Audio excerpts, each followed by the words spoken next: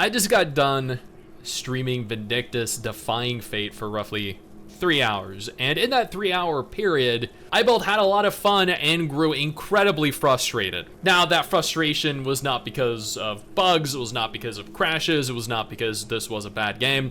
That frustration was because the encounters, specifically the boss fights, were incredibly difficult, and difficult boss battles is not an issue. I love challenging fights. I made it through the first 3 major bosses in the first region, made it to the snowy region, the ice cave, beat the first boss, made it to the second boss, which was the big, like, dual claw ogre troll guy, who was absolutely chaotic, by the way. And ultimately, I had a lot of fun.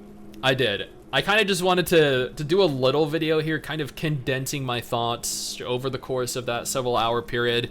Now, I will preface this entire thing by stating that this game is in pre-alpha testing right now. So what I experienced, what you're seeing here, is not indicative of the final product of the game. The gameplay could change drastically from this point and the point of release. The graphics could change drastically from this point and the point of release. The encounters could become more difficult, or they could ease up on the difficulty and make them easier. Who knows? But with that being said, this is still a game that they released for players to test, to criticize, critique, compliment, to leave feedback on. That way they can improve on and hopefully implement changes that are necessary for the game to actually be a success. Now, there aren't really many issues that I encountered with the game. I thought graphically this game is beautiful. Looking at some of the areas that were present, looking at the graphics, the character models, the monster models, the textures for everything, they were beautiful.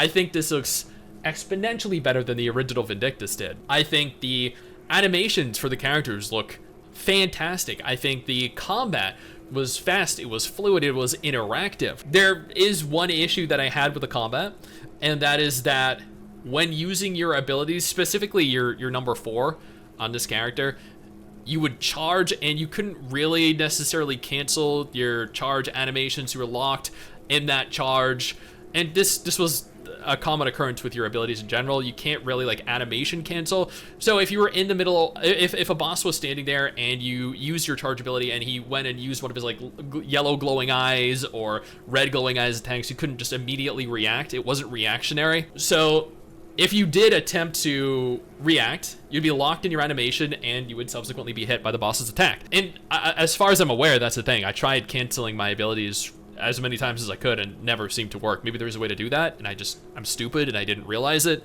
But chat didn't tell me you could either, and we had 500 people watching, a lot of which who actually tried the game. Animation canceling, I feel like, would have provided a significantly better experience, because this is a game that is based purely around reactionary input.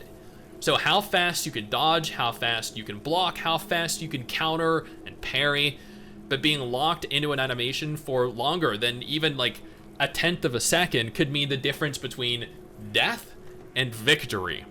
So I feel like what this game was actually promoting and reinforcing was not really using your abilities, and instead using your simple left click or right click buttons and the basic attacks that came with them, following a counter or a parry, because you didn't want to really risk using any of your big abilities and not being able to dodge or cancel out of them. Now, your 1, 2, 3 were all pretty quick, so theoretically you could time them after a successful counter or when the boss was staggered. But I feel like, especially with your number 4 ability, with additional characters that are no doubt going to be implemented in the game, introduced, that are going to have attacks that have a charge up period, or maybe a charge period, or any period of time where you don't directly control them, that is going to severely inhibit the potential that you have to actually successfully complete the encounter. But outside of that one single thing, the animation canceling, I feel like this this game did a phenomenal job at its combat. It was very Souls-like. This didn't feel like Vindictus to me. I put several hundred hours into the first Vindictus game. I never played it at endgame, granted, but I put several hundred hours into the game, and I feel like the game was very different. Not just in terms of combat. I feel like the combat was much more polished here, was much faster, but it also felt much more like a Dark Souls game like Elden Ring. But also the style of game this was. This game is more open. Admittedly, we've only seen 2 regions. They said the regions are going to be much more open. The regions thus far have been more open. Not significantly, but more open. They provide you options to run around and explore more, which was great. There are chests that are present that are work in progress that you're unable to loot, so we're not really sure what's going to be in there, whether it's like gear, items, potions, like additional potions, since you have a singular potion or one singular potion that you can use up to 3 times so you can recharge at rest points. So there are a lot of features that are going to change the entire game, the style of the game, that just aren't present here, that could potentially make it more like Vindictus or further from Vindictus and more like a Dark Souls game. The boss fights were incredibly challenging. I feel as though they were a little bit more of a dance than anything, and by that I mean they were, I feel like, as simple as hit your Q to block, counter, and then hit your left or right mouse button to slash and attack, and then dodge their big yellow charge or red charge attack, rinse and repeat. Like, you do this for 3-4 minutes straight, and that was it. Like, the bosses had very predictable attacks. Now, admittedly, especially with the chieftain, I think I spent 35 minutes trying to kill the big red chieftain at the end of the first map. My god, was he difficult. But at the same time, he was very predictable, and I feel like that has been the case with all of the bosses. They follow a set script, a set dance, and that's why I refer to it as a dance, because they just go through the motions, and once you learn the rhythm of the dance, it becomes somewhat easy, unless they move unpredictably, like the stupid second troll here did in the ice cave. Either way, I feel like the difficulty of the encounters left me probably doing the boss fights for longer than I actually played the game or explored the regions.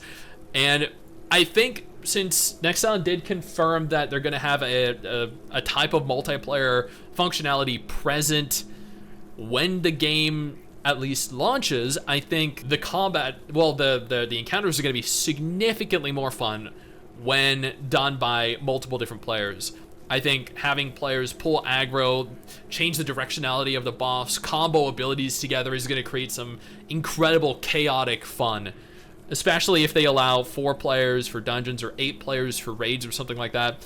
I think the more players, the more fun and chaotic this will be. There were cutscenes present, and this outfit for the cutscenes was probably the greatest part of the entire game. I don't think anyone can argue that this is going to be probably the main selling point for the game. I feel like the characters in this game are by far the most compelling part of it, and that was pretty much the same for Vindictus 1. I feel like that is the reason why everyone played Vindictus 1 outside of its combat and continue to come back every time they'd release a new waifu. Overall, I do think this is a very difficult game, but that could change drastically between now and release. That could change drastically depending on how many players are present in the party.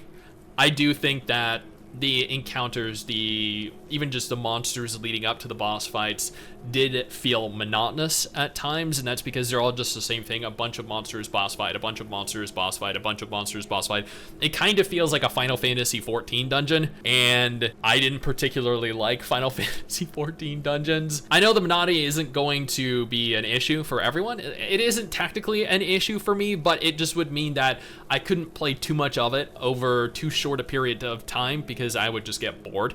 That's typically why I leave Black Desert Online after like a couple weeks, because I just get bored grinding, and that is generally what Vindictus is. Do I have high expectations for Vindictus after playing this, or Vindictus Defying Fate after playing this? Kinda. They've actually done an incredible job with the game in the short amount of time they've been creating it, and I really, outside of the minor monotony and the animation canceling, have absolutely nothing negative to say about it. If they could just either increase the variety of monster types, which I'm sure they probably will, then that would make the monotony of fighting the same monsters 100 times over the course of each area significantly reduced. But if they could also allow for animation canceling or animation weaving, or the ability to dodge after or during an animation I feel as though the combat would also be improved by quite a significant margin. Now, if you want to play this, you can test this right now over on Steam. It is in pre-alpha testing, so again, I do urge you to, if you're going to leave feedback or you're going to play the game, do it with the knowledge that there are a significant number of things that could be broken, that are going to be improved upon. This is not the finalized version of the game, but even if it were, I feel like this would still be fairly fun to play. Now, if Vindictus Defying Fate is not a game you're at all interested in, absolutely no problem. I got you covered 2 different videos on screen right now that might be more interest to you.